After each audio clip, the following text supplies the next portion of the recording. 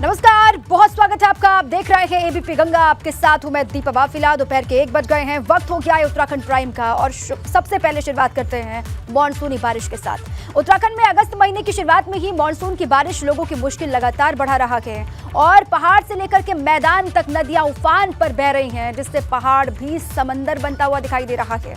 उधर बारिश के पानी के साथ बहकर आ रहा मलबा कहीं लोगों के घरों में घुस रहा है तो कहीं पर हाईवे पर गिर रहा है, जिससे राहगीरों की मुश्किल बढ़ गई है। और इसीलिए हम कह रहे हैं कि पहाड़ पर समंदर और मलबा घरों के अंदर।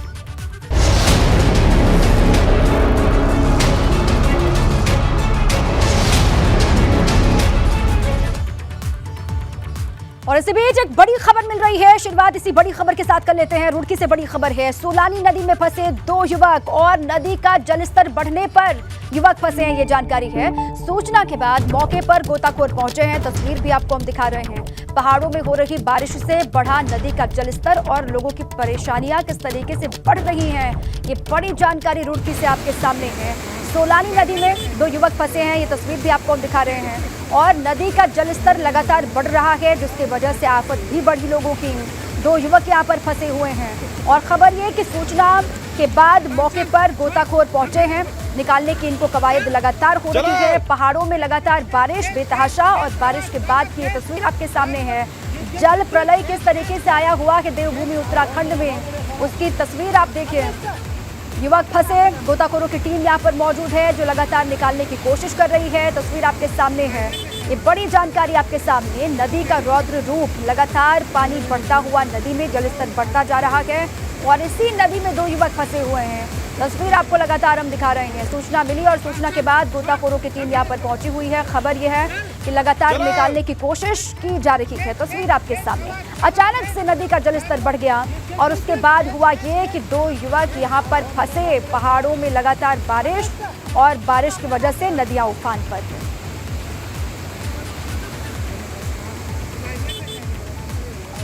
अब देखिए, खबर ये मिल रही है कि ये नदी अभी कुछ दिन पहले तक सूखी थी, इसमें पानी नहीं था, लेकिन अचानक से ये जलस्तर बढ़ा। युवक यहाँ पर घूमने फिरने के लिए पहुंचे हुए थे। कहा यह जा रहा है कि घूमने के मकसद से वो यहाँ पर आए हुए थे, क्योंकि नदी में पानी नहीं था, नदी सूखी थी। लेकिन अचानक से बारिश हुई मूसलाधार और बारिश के बाद की तस्वीर आप देखिए। अंदाजा लगा पाना बहुत मुश्किल है। पहले सूखा पूरा पानी यहाँ पर नहीं था, खबर यह है, लेकिन अचानक से बारिश होती है और उसके बाद पानी बढ़ता है, जलस्तर बढ़ता है। और फिर खबर ये है कि 2 युवक जो घूमने के लिए यहाँ पर पहुंचे हुए थे वो इस नदी में फंसे हुए हैं। गोताखोरों की टीम है मौके पर, लगातार कोशिश हो रही है कि इनको निकाला जाए। अपडेट लेते हैं, हमारे साथी विनीत जुड़ चुके हैं अधिक जानकारियों के साथ में। विनीत, सबसे पहले तो अपडेट दें, क्या जानकारी मिल रही है? 2 युवकों को निकाल लिया गया कि अभी भी चल रहा है रेस्क्यू? जी बिल्कुल, देखिए दीपा, जिस तरह से 2 युवकों को एक सोलानी नदी के किनारे बैठना भारी पड़ गया है, क्योंकि जिस तरह से लगातार जो पहाड़ों में बारिश हो रही है, अचानक से जो है रुड़की के सोलानी नदी का जलस्तर बढ़ गया। जहाँ पर जो 2 युवक बैठे हुए थे वो अचानक फंस गए। लेकिन जिस तरह से जब युवक फंस गए तो स्थानीय लोगों को सूचना लगी, तो मौके पर जो है गोताखोर पहुंची और जल पुलिस की जो टीम पहुंची तो उनको रेस्क्यू कर निकाला गया है। काफी मशक्कत के बाद दोनों युवक सकुशल बाहर निकाल लिए गए हैं और फिलहाल जो है नदी का जलस्तर जो है जिस तरह से बढ़ा है उसके दौरान इन युवकों को जो है परेशानी उठानी पड़ी है। जी शुक्रिया विनीत, आपने बड़ी अपडेट दी है कि रेस्क्यू दोनों का कर लिया गया है। टीम यहाँ पर पहुंची और दोनों युवकों को सुरक्षित बाहर निकाल लिया गया है। शुक्रिया आपका पूरी जानकारी के लिए। आगे बढ़ते हैं। राजधानी देहरादून में कुदरत का कहर देखने को मिला है। कुदरत के कहर की 6 अलग-अलग तस्वीरें हम आपको दिखाने जा रहे हैं, आपके टीवी स्क्रीन पर है। देखिए, पानी के साथ बहकर आया मलबा 5 घरों के अंदर घुस गया, जिससे लोगों को अपना घर खाली करना पड़ गया। मौके पर कैसे हालात हैं, ये 6 तस्वीरें आप देख सकते हैं और इन तस्वीरों के माध्यम से अंदाजा आप लगा सकते हैं कि ये राजधानी देहरादून की तस्वीर आपको हम दिखा रहे हैं। ग्राउंड जीरो पर एबीपी गंगा आ गए, वहाँ की हर एक तस्वीर आपको दिखा रहे हैं। लोगों की किस तरीके से परेशानियां बढ़ रही हैं, लोग किस तरीके से परेशान हैं। पानी की वजह से मलबा लोगों के घरों में जा घुसा। मलबा निकालने की कवायद भी लगातार जारी है। रेस्क्यू ऑपरेशन कई हिस्सों में लगातार जारी। मौके पर अधिकारी भी पहुंच रहे हैं, स्थिति का मुआयना कर रहे हैं और मौके पर मंत्री भी पहुंचे हुए। गणेश जोशी को लेकर भी खबर है कि वो पहुंचे हुए हैं घर पर। सहस्त्र धारा के ब्रह्मपुरी इलाके में 5 घरों के अंदर मलबा घुस गया और गनीमत ये रही कि कोई जनहानि नहीं हुई, मगर नुकसान लोगों की संपत्ति का हुआ है, ये कहा जा रहा है। और इतना ज्यादा नुकसान हुआ है कि लोग समझ नहीं पा रहे हैं कि उसकी भरपाई आखिर कैसे होगी। मंदिर के पास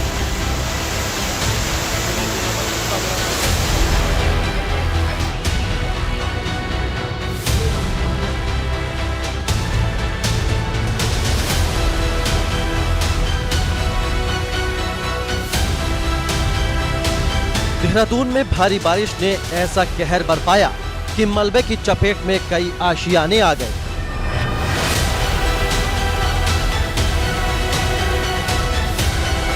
बारिश के साथ बहकर आया मलबा 5 मकानों के अंदर घुस गया है। कुदरत के कहर का अंदाजा आप इन तस्वीरों को देखकर लगा सकते हैं।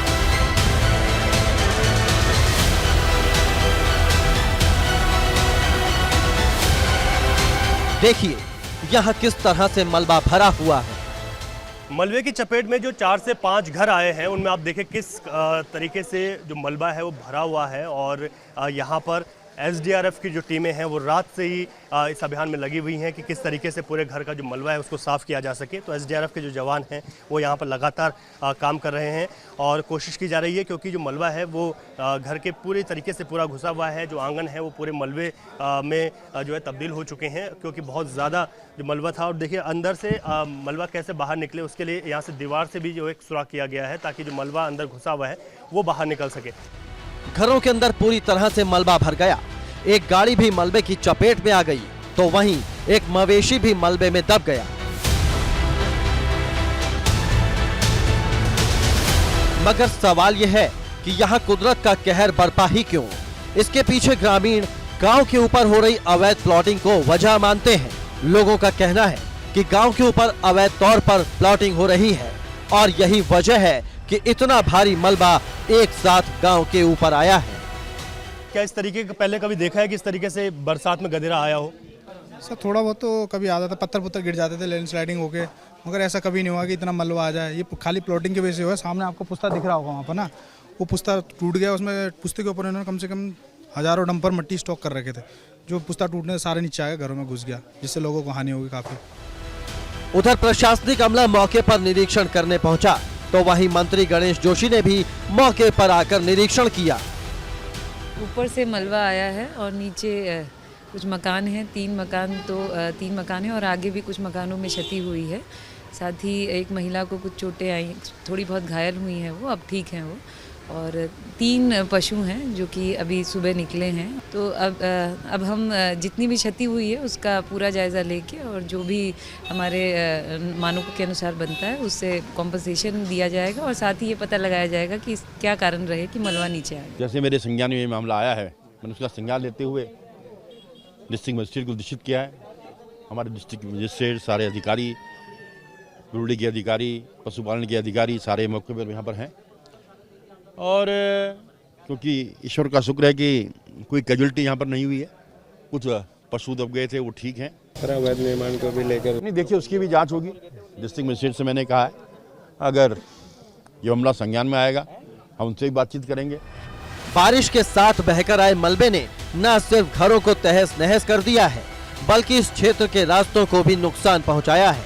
इस घटना के बाद लोगों में भी दहशत है, लोग डरे सहमे हुए हैं। एबीपी गंगा के लिए देहरादून से रवि कैंतुरा की रिपोर्ट।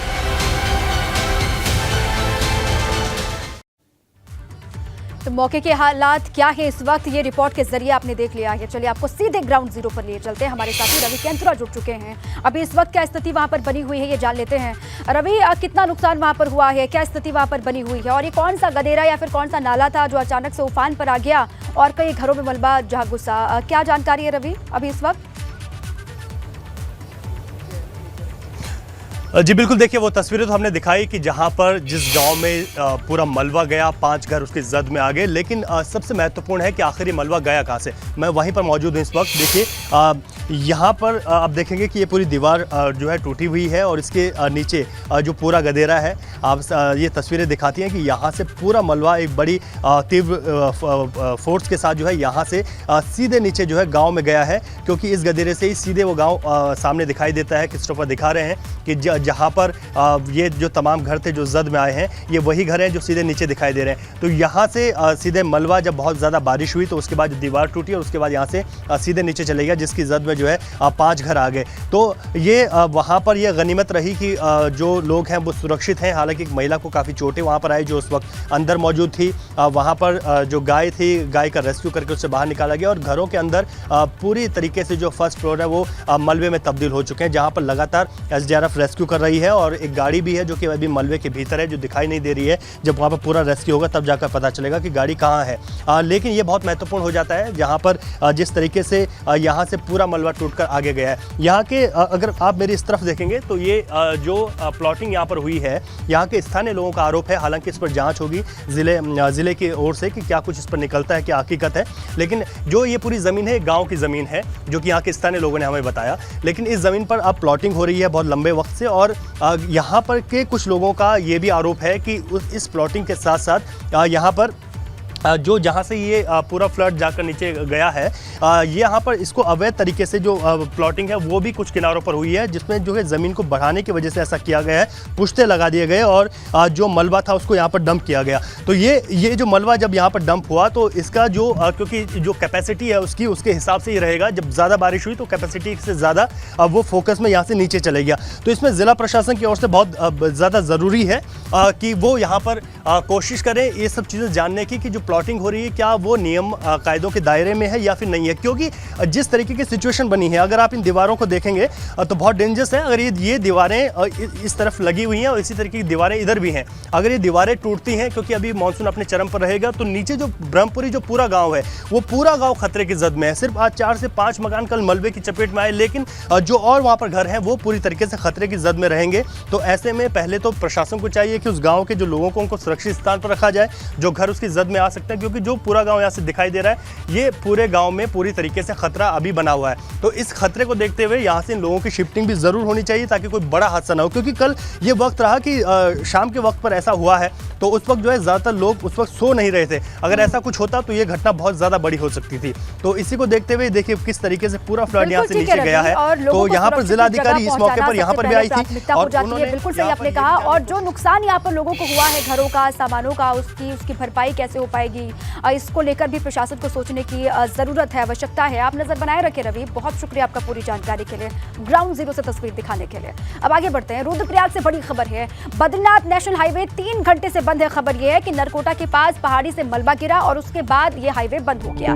3 घंटे का वक्त बताया जा रहा है जब से ये बद्रीनाथ नेशनल हाईवे बंद है। नरकोटा के पास पहाड़ी से मलबा गिरा, उसके बाद हाईवे बंद हो गया।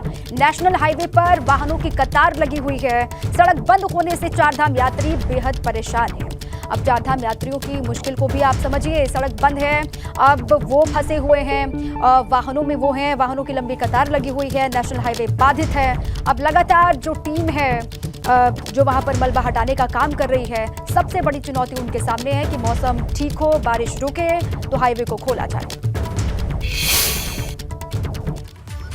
उधर बद्रीनाथ हाईवे जगह जगह भूस्खलन की वजह से बाधित है। जोशीमठ में भारी बारिश हुई और भारी बारिश की वजह से बद्रीनाथ हाईवे यातायात वहां पर ठप हो गया। लामबगड़ नाला और खचारा नाला उफान पर है। सड़क पर मलबा आ गया, जिसके बाद चारधाम यात्रियों को पांडुकेश्वर और लामबगड़ में ही रोक दिया गया है। साथ ही कर्णप्रयाग में भी लंगासू के पास बद्रीनाथ हाईवे बंद हो गया और रोड पर पहाड़ी से मलबा भी आया हुआ है, भारी मलबा आया है, ये जानकारी है, जिसके बाद रोड पूरी तरीके से बंद हो गया।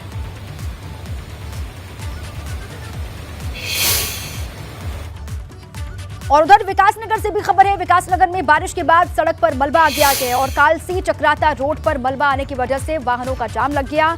मलबा इतना ज्यादा है कि उसे हटाने में प्रशासन की टीम को काफी मशक्कत भी करनी पड़ रही है।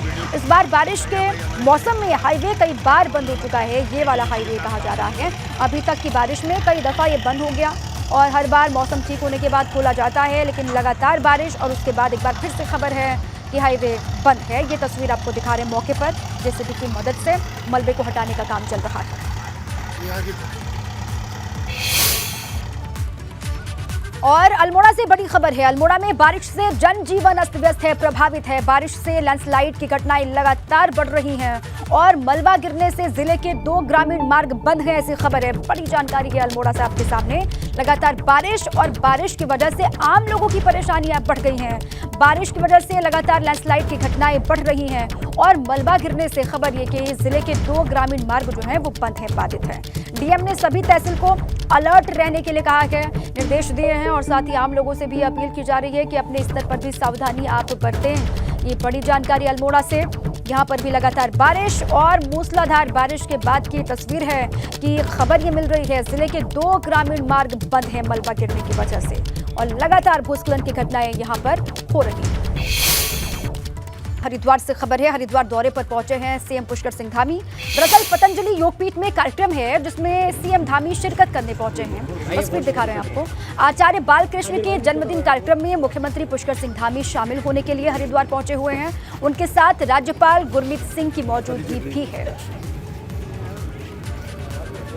हरिद्वार के दौरे पर पुष्कर सिंह धामी, तस्वीर उसी वक्त।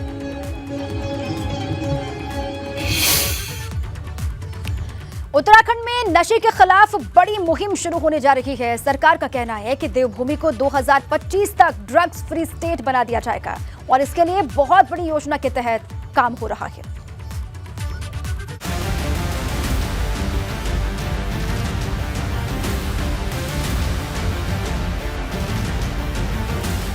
देवभूमि को ड्रग्स फ्री स्टेट बनाने को लेकर बड़ा अभियान शुरू होने जा रहा है।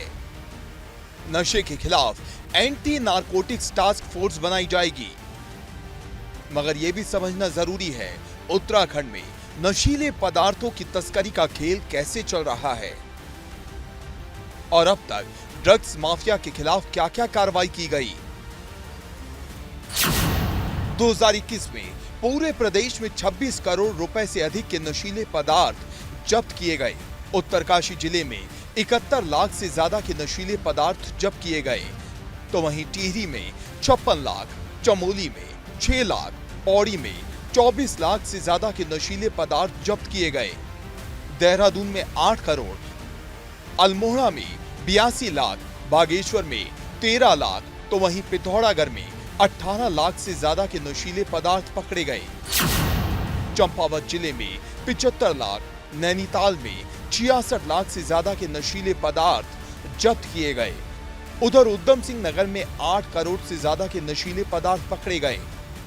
मुख्यमंत्री पुष्कर सिंह धामी ने देवभूमि उत्तराखंड को 2025 तक ड्रग्स फ्री बनाने का संकल्प लिया है। इसको लेकर मुख्यमंत्री तमाम विभागों के साथ बैठक भी कर चुके हैं और सभी विभागों को एक समन्वय बनाकर नशे के खिलाफ काम करने के लिए निर्देशित भी कर चुके हैं। बड़ा महत्वपूर्ण है क्योंकि उत्तराखंड में पहाड़ से लेकर मैदान तक जिस तरीके से नशे का कारोबार फलता फूलता जा रहा है, उस पर लगाम लगाना जिला प्रशासन, सरकार और पुलिस के सामने एक बड़ी चुनौती भी है।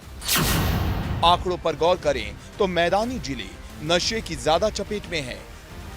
हालांकि पहाड़ी जिले भी इसमें पीछे नहीं। पहाड़ी जिलों में उत्तरकाशी, अल्मोड़ा, चंपावत और टिहरी में भी नशे की बड़ी खेप मिली है। उत्तराखंड के भीतर नशीले पदार्थों में सबसे ज्यादा चरस, स्मैक, नशे की गोलियां, इंजेक्शन, गांजा और अफीम की सप्लाई होती है। मगर अब 2025 तक उत्तराखंड को ड्रग्स फ्री स्टेट बनाने का लक्ष्य रखा गया है। माननीय मुख्यमंत्री जी द्वारा एंटी नारकोटिक्स टास्क फोर्स के गठन की स्वीकृति दी गई है, तो इस एडीटीएफ को नए रूप में जो है इसका गठन कर रहे हैं और हमारा पूरा प्रयास होगा कि जैसे उनका स्लोगन है ड्रग्स फ्री देवभूमि 2025 तक कि उनके अपेक्षाओं पे खरे उतरे और पूरा पुलिस विभाग अन्य विभागों के सहयोग से इस काम में लगेगा और पब्लिक के सहयोग से जन जागरूकता भी करेंगे। सीएम धामी भी इसे लेकर बैठक कर चुके हैं। ड्रग्स नेटवर्क को तोड़ने के लिए पुलिस, आबकारी और ड्रग्स कंट्रोलर को मिलकर काम करने के निर्देश दिए गए हैं। तय किया है कि ड्रग्स फ्री उत्तराखंड, ये संकल्प लेकर हम लोग इस पर काम करेंगे जिससे कि पूरी तरह से उत्तराखंड नशे से मुक्त हो। उस दिशा में हम लोग काउंसलिंग से लेकर एक हमारी जो नारकोटिक्स रैपिड एक्शन फोर्स है उसका भी जो है उसको भी प्रकाश में लाएंगे, जल्दी उसका गठन करेंगे जो इन सब चीज़ों पर नज़र रखेगी, इन गतिविधियों पर। नशे के कारोबार पर लगाम लगाने के साथ ही प्रदेश में 2 सरकारी नशा मुक्त केंद्र भी बनने हैं, जिसमें नशे की चपेट में आए युवाओं को बेहतर काउंसलिंग दी जाएगी। अभी राज्य में एडीटीएफ एंटी ड्रग्स टास्क फोर्स नशे के खिलाफ काम कर रही है, लेकिन अब केंद्र के निर्देश के बाद राज्य में नारकोटिक्स टास्क फोर्स का भी गठन किया जा रहा है, जो एक वृहद स्तर पर नशे के खिलाफ काम करेगी, जो और पहाड़ से लेकर मैदान तक हर एक जिले में नशे के सौदागरों पर पैनी नजर रखेगी। बड़ा महत्वपूर्ण होगा जिस तरीके से उत्तराखंड में नशे का कारोबार फलता फूलता जा रहा है, उसमें जब एक वृहद स्तर पर काम किया जाएगा तो एक बड़ी सफलता की ओर उत्तराखंड राज्य आगे बढ़ेगा। इसके अलावा सरकार ने यह भी कहा है कि एक गढ़वाल और एक कुमाऊं में 2 नशा मुक्ति केंद्र भी बनाए जाएंगे। अपने सहयोगी निशांत चौहान के साथ रवि कैंथुरा, एबीपी गंगा, देहरादून। पिथौरागढ़ जिले में शिक्षा व्यवस्था सुधरने का नाम नहीं ले रही है। सरकारी स्कूलों के भवन की सबसे ज्यादा खराब हालत है। जिले के ऐसे 89 स्कूल और कॉलेज हैं जिनकी इमारत खस्ता हाल है, जर्जर है। ऐसे कई स्कूल हैं जहां पर बरसात के मौसम में कक्षाएं चलाने खतरे से खाली नहीं हैं, मगर मजबूरी में टीचर्स को कक्षाएं चलानी पड़ती हैं। और ये देखिए, इस तरीके से स्कूलों की हालत यहाँ पर बनी हुई है। कई सवाल भी इससे खड़े होते हैं और सबसे ज्यादा खराब हालत में सरकारी स्कूल हैं, ये कहा जा रहा है। रुद्रप्रयाग के जिला अस्पताल में 7 महीने पहले कार्डियक केयर यूनिट लगाई गई थी, मगर मरीजों को फायदा इसका नहीं मिल पा रहा। दरअसल इसके लिए कार्डियोलॉजिस्ट और दूसरे कर्मियों की तैनाती अभी तक नहीं हो पाई है। स्टाफ की तैनाती को लेकर चिकित्सालय प्रबंधन की ओर से महानिदेशक चिकित्सा स्वास्थ्य और परिवार कल्याण को जानकारी दे दी गई है।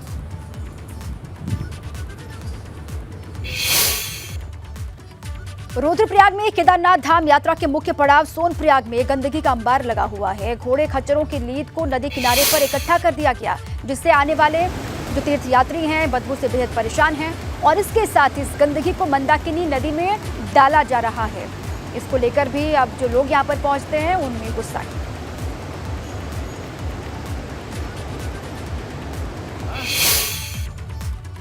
और इन्हीं तमाम खबरों के साथ उत्तराखंड प्राइम में अभी के लिए बस इतना ही। खबरों का सिलसिला लगातार जारी है, आप बने रहें एबीपी गंगा के साथ।